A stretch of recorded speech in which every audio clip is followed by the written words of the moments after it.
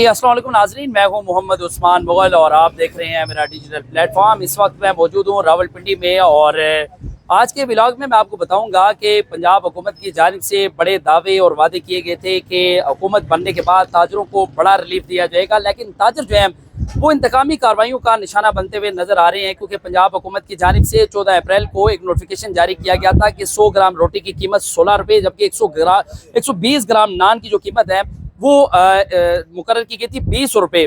लेकिन उसके बाद हमने देखा कि मुख्तलिफ जो ताजरों के हवाले से जो तहफ़्फ़ुज़ात थे उनका इजहार किया गया और उसके बाद इंतकामी कार्रवाइयाँ शुरू की गई, कानूनी कार्रवाइयाँ शुरू की गई, मुकदमात का इंदराज हुआ, गिरफ्तारियाँ हुई। उसके बाद जो नान भाई एसोसिएशन है वो सरापा एहतजाज है और उसके साथ साथ hotel bakers and restaurant association जो है वो भी सरापा एहतजाज है। और इस नोटिफिकेशन के जारी होने के बाद ही जो नान भाई एसोसिएशन के सदर थे शफीक कुरैशी, उन्होंने अपने तहफ़्फ़ुज़ात का इजहार किया था और वीडियो बयान जारी करने के बाद उन्हें उनके दफ्तर से जो है वो गिरफ्तार किया गया और उनके खिलाफ थाना बनी में एक मुकदमा दर्ज किया गया। 16 MPO के तहत उन्हें गिरफ्तारी के बाद आज अडियाला जेल जो है वो रवाना कर दिया गया है।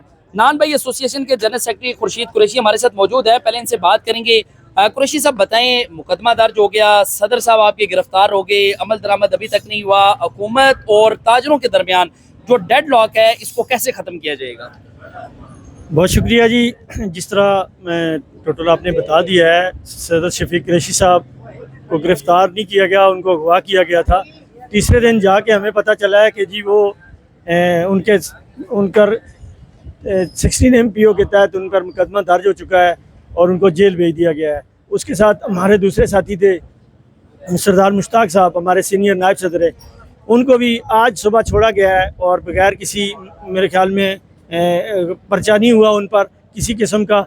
लेकिन हम ये सवालिया निशान है अदारों पर भी। मैं उनसे रिक्वेस्ट करता हूँ कि ऐसे हालात ना पैदा किए जाएं।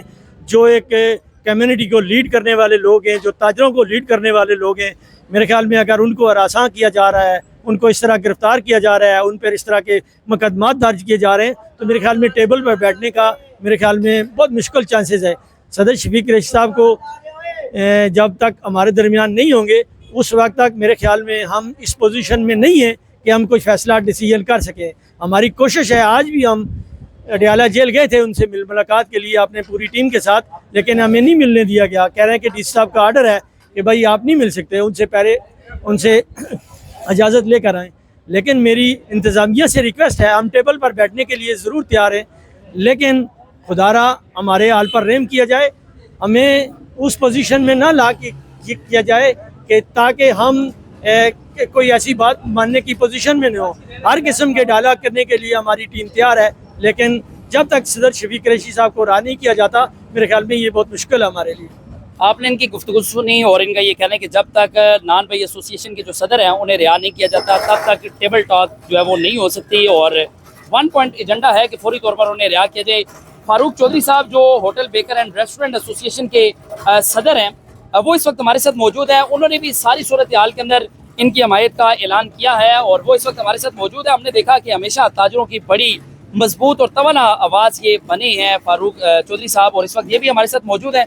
इनसे हम बात करेंगे। चौधरी साहब, ताजरों के खिलाफ भी कार्रवाइयाँ शुरू हो गई हैं और ताजर तो किसी भी तरक्की याफ्ता मुल्क की रीढ़ की हड्डी समझे जाते हैं, इनके खिलाफ जो कार्रवाइयाँ की जा रही हैं आपकी जानिब से आइंदा का लाएमल क्या होगा? देखें जी, इस वक्त ताजरों को सबसे पहले तो ये कहा गया कि मुल्क की इकानमी इस टाइम बैठ गई है और टैक्स नेट में IMF की डिमांड है ज़्यादा से ज़्यादा ताजर को लाया जाए, जिसमें आपने देखा कि ताजर धड़ाधड़ टैक्स नेट में शामिल हो रहे हैं और हुकूमत की बात मान रहे हैं कि हम इकानमी को सपोर्ट दें, हमारा ये मुल्क पाकिस्तान ताकि फले फूले आगे बढ़े, इसकी आवाम जो इस वक्त पिसी हुई है उसको कोई रिलीफ मिल सके। इस वक्त हम ताजर वो कुर्बानी दे रहे हैं, लेकिन उस कुर्बानी के बदले में हमें जो इस वक्त ताजर दोस्त हुकूमत इसको कहा जाता था, जो इस वक्त हुकूमत है, और वो कल खुद भी वो ताजर थे, आज वो ताजर आम ताजरों के साथ क्या रवैया कर रहे हैं। मुझे बड़ा आज मैं दुख के साथ ये बात कह रहा हूँ कि आज मेरे एक ताजर भाई को सिर्फ कीमत के ऊपर जो वो अफोर्ड नहीं था कर सकता, उसने एक वो बयान दिया।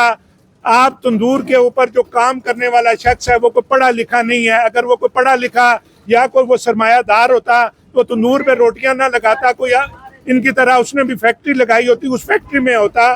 तो वो एक गरीब आदमी था जो तंदूर पे रोटी लगा के अपने घर पालता था।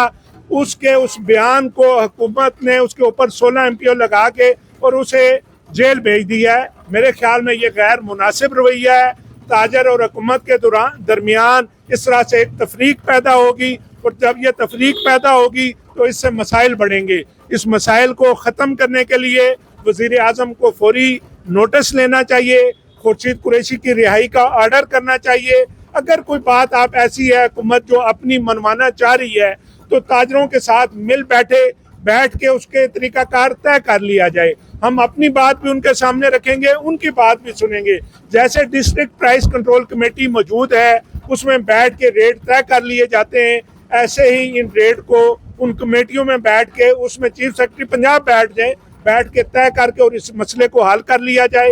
ये कोई इतना बड़ा मसला नहीं है, लेकिन इस तरह से जब हवा जाएगी पूरे मुल्क भर में, तो ताजिर का भी मोराल डाउन होगा और उनके अंदर भी ये चीज़ जाएगी कि हुकूमत हमें सुलाखों के पीछे डालने चाहती है।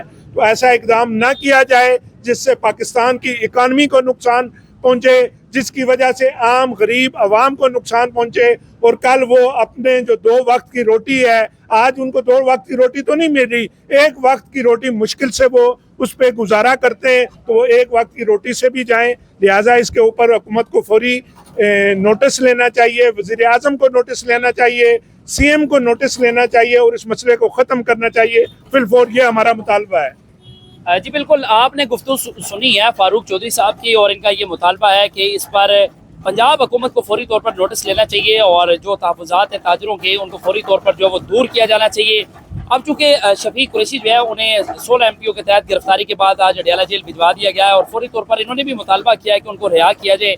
और अगर रिहाई नहीं होती और उसके बाद इनका ये कहना है कि आइंदा का ये लाएअमल ज़रूर देंगे, और लेकिन इस हवाले से ताजरों के जो भी तहफ़्फ़ुज़ात हैं अपने विलाग के ज़रिए आपकी गोश गुजार करता रहूँगा। इजाज़त दीजिएगा, अल्लाह ने के बाद।